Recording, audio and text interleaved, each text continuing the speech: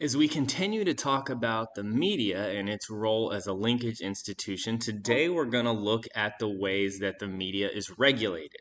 So we're going to kind of go a little beyond the freedom of the press and look at some of the specific rules for our broadcast media outlets. So we'll take a good look. It's your lucky day. We're headed back to bureaucracy. So we're going to talk about the role of the Federal Communications Commission and talk about the ways that they regulate our media outlets. Got to start the day getting inspired by our objective. So today we are going to describe the regulation of the mass media so that we can explain how the media interacts with politics today. So we're just going to take a look at what the FCC does, how it regulates radio and TV outlets, and we'll be able to explain how the media interacts with government and politics today. So we'll be answering the question, how does the government try to control mass media?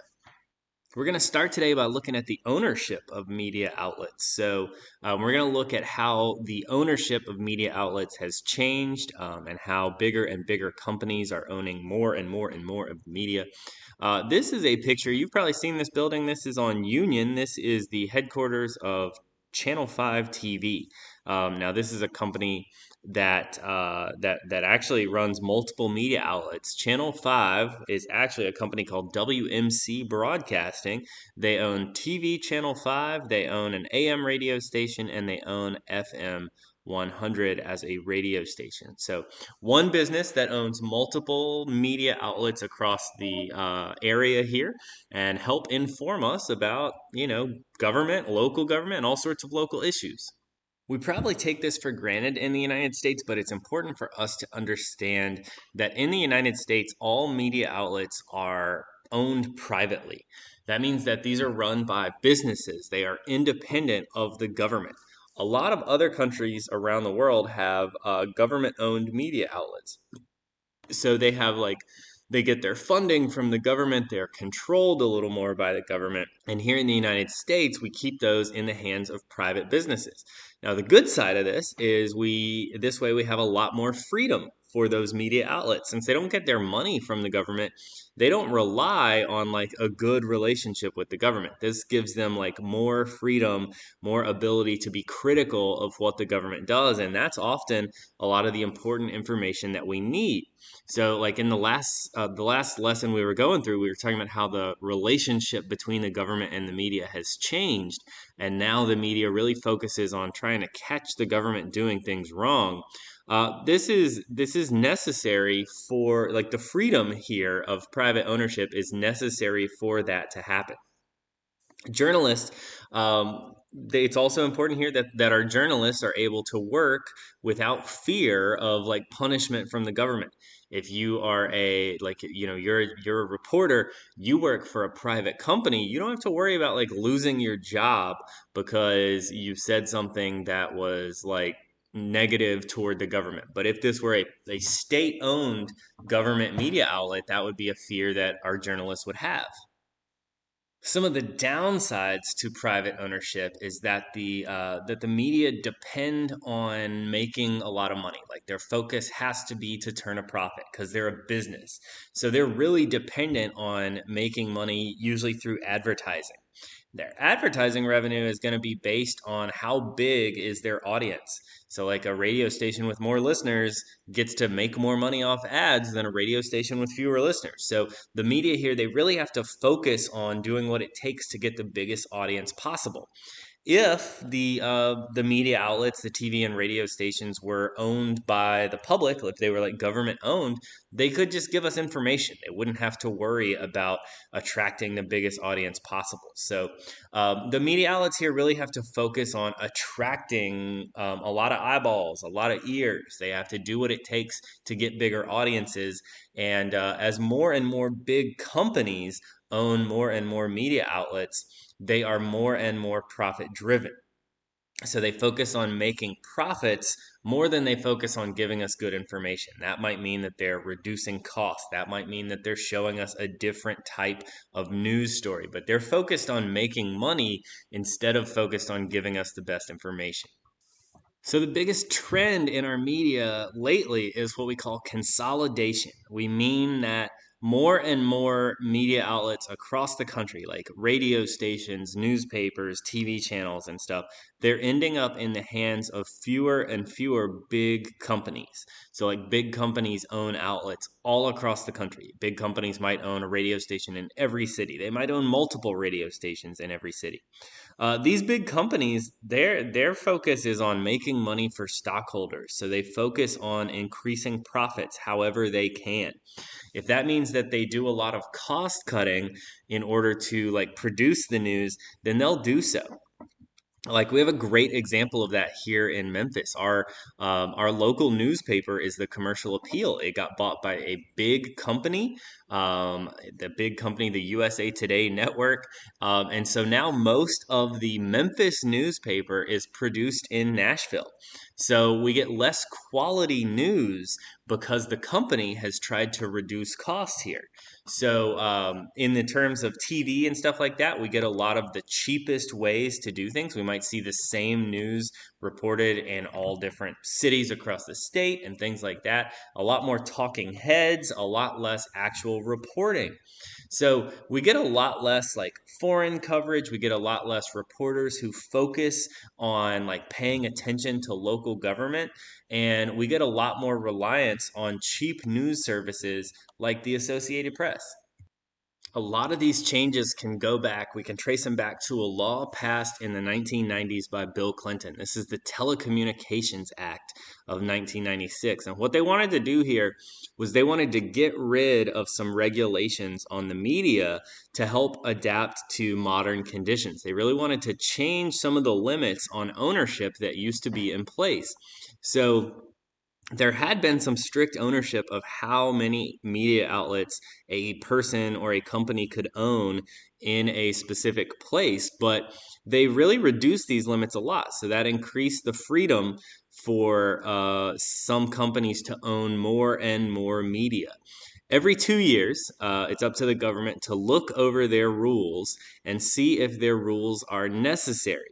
And if the rule does not serve the public interest any longer, then that regulation goes away. So there's like a constant reduction of regulations on media ownership. So what's happened here, this has caused the increased concentration of media outlets being owned by fewer and fewer very big companies. We've seen 4,000 radio stations across the country get bought up by large companies.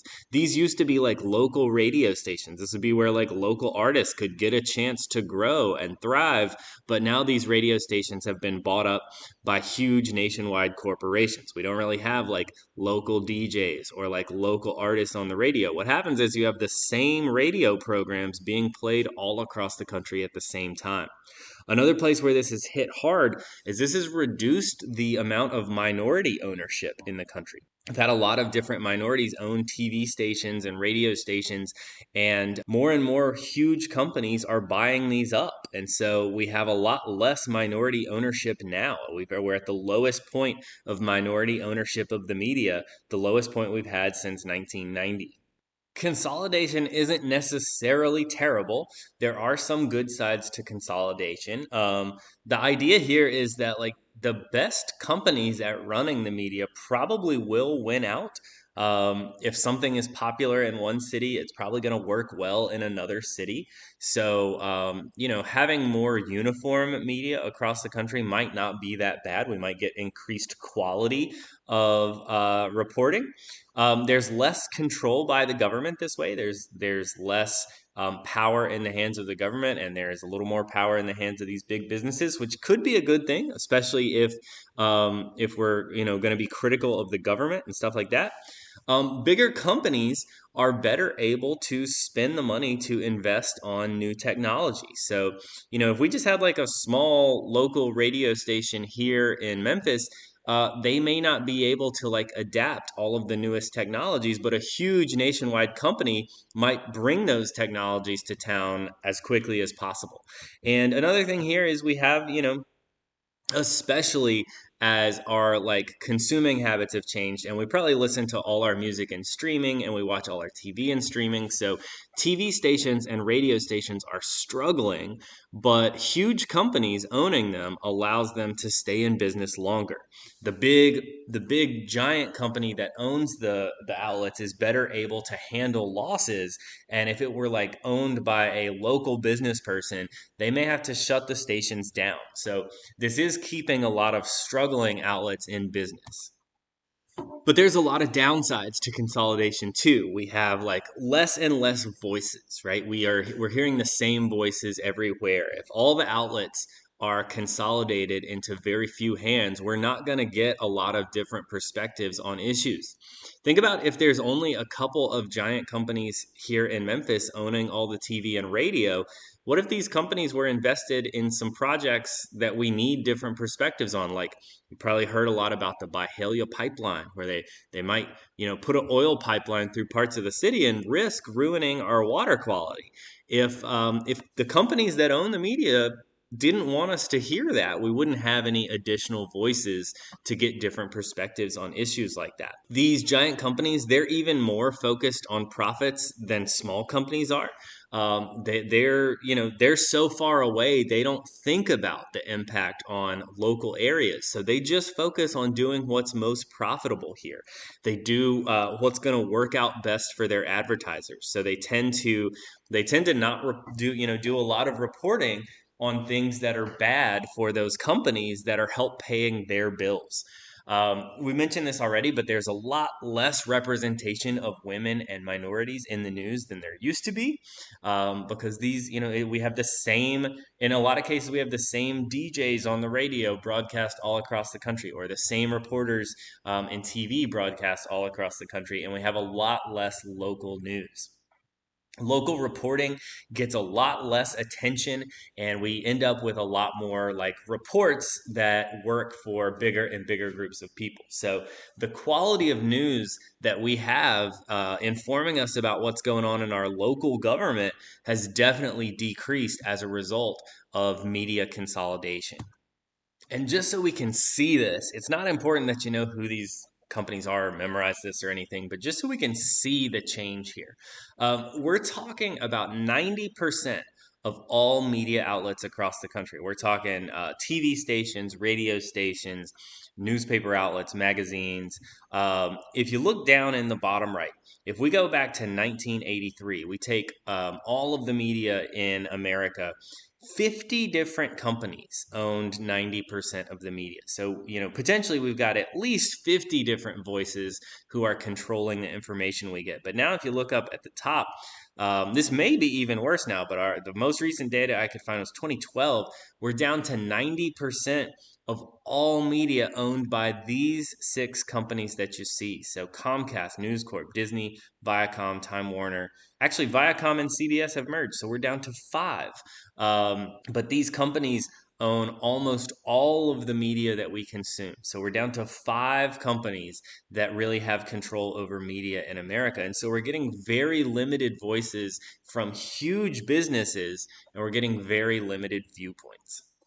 So far, we've been focusing on how the FCC has relaxed its regulations and given more freedom to the media to be, gobbled up by these huge companies. But now we want to shift over and take a look at the things that the FCC does in order to regulate and limit what media outlets can do.